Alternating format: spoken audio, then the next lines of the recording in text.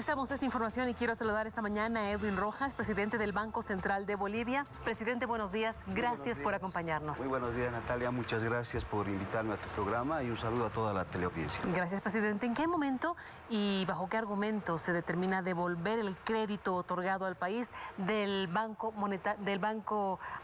Fondo Monetario Internacional? Sí, bueno, asumimos las funciones de gobierno, ¿no es cierto? Asumimos las funciones en el Banco Central. Habían pagos pendientes por ser realizados. Solicitamos los informes técnicos legales correspondientes. Posteriormente se comunica al Ministerio de Economía que habrían recursos que presumiblemente habrían sido contratados en favor del Tesoro General de la Nación. Se comunica y a finales del mes de enero el Ministerio de Economía nos comunica de que estos recursos pues no habrían cumplido la normativa que tiene nuestro país en materia de endeudamiento y por lo tanto lo que piden es que como agente financiero del Estado se proceda efectuando la devolución de estos recursos. ¿Qué significa que un país devuelva un crédito? Bueno, en este caso lo que se está haciendo es que el país no se someta al incumplimiento de normativas para la contratación de crédito. No puede ser posible que nuestro país regularice un acto que fue realizado por un gobierno de facto, ¿no es cierto?, que fueron en contra de nuestra legislación, en contra de nuestra Constitución. En todo caso, lo que significa es hacer esa devolución, es recuperar, ¿no es cierto?, nuestra soberanía en términos de que nuestro país pueda cumplir su normativa, pueda, ¿no es cierto?, utilizar recursos, pero que recursos que sean genuinamente contratados.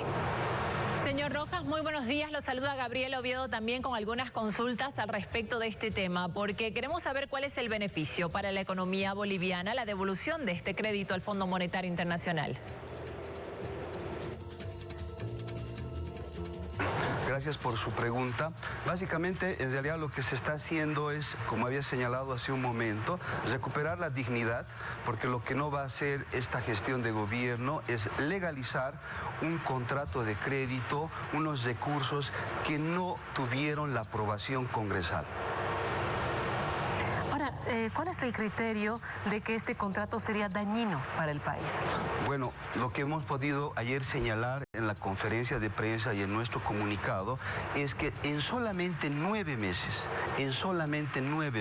¿no es cierto?, desde que se desembolsan los recursos, se ha generado un costo financiero total por revalorización de DEX, porque es un crédito que se nos otorga en DEX, derechos especiales de giro, ¿no es cierto?, por intereses y por comisiones de 24 millones de dólares. Ese es el costo financiero que solamente se ha generado en 9 meses.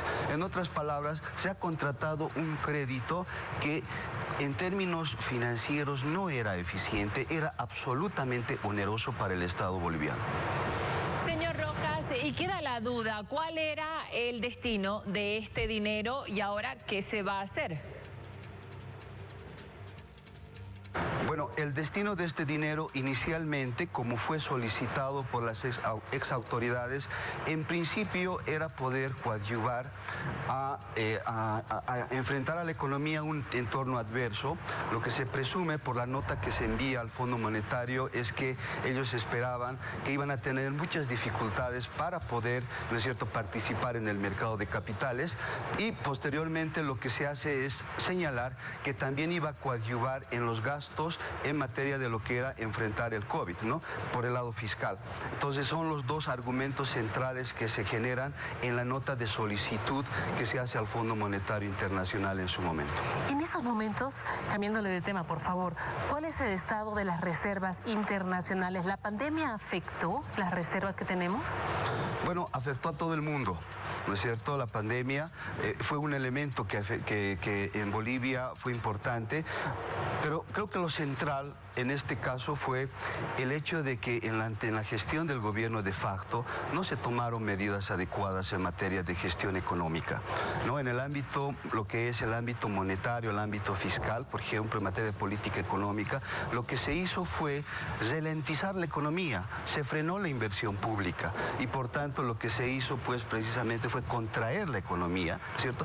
Era parte de algunos de los acuerdos que tenía o de los compromisos que suscribía el gobierno en ese momento ante el Fondo Monetario, porque lo que buscaban era reducir el déficit fiscal, pero frenando inversión pública, reduciendo inversión pública. Pero ¿cómo están las reservas? ¿Cuál es la situación? Bueno, estaba poniendo en contexto, ¿no es cierto? La pandemia perjudicó a todos. En el caso boliviano es mala política económica y esto se suma los efectos que tiene la pandemia. Bueno, a la fecha hemos cerrado la gestión 2020 con más de 5.000 millones de dólares como reservas y eso significa prácticamente 7 meses de importaciones. El parámetro internacional está entre 3 a 6 meses de importaciones. Claramente, desde este punto de vista, Bolivia tiene, digamos, el nivel de reservas suficientes como para poder enfrentar todo lo que es el proceso de reactivación. Presidente, ¿qué posición asumirá si el Ejecutivo decide generar créditos con el Banco Central de Bolivia para proyectos estatales? Bueno, en estos casos lo que ocurre es que los créditos que se tendría que otorgar tendrían que venir aprobados, ¿no es cierto?, por nuestra Asamblea. Por supuesto que si se genera el marco legal, se hará la evaluación correspondiente, ¿no es cierto?, en este marco de lo que va a ser, digamos, una autorización congresal y por supuesto si se instruye al Banco Central que tenga que coadyuvar, como lo ha venido haciendo en este último periodo, ¿no es cierto?, la última ley del presupuesto general del Estado determina que el Banco Central tenga una actividad mucho más activa en materia del apoyo a la actividad productiva, actividad económica en el país. Por supuesto que lo va a realizar. Gracias, presidente, por estar con nosotros. Buenos días. Usted, Natalia, muchas gracias y nuevamente agradecer por la invitación.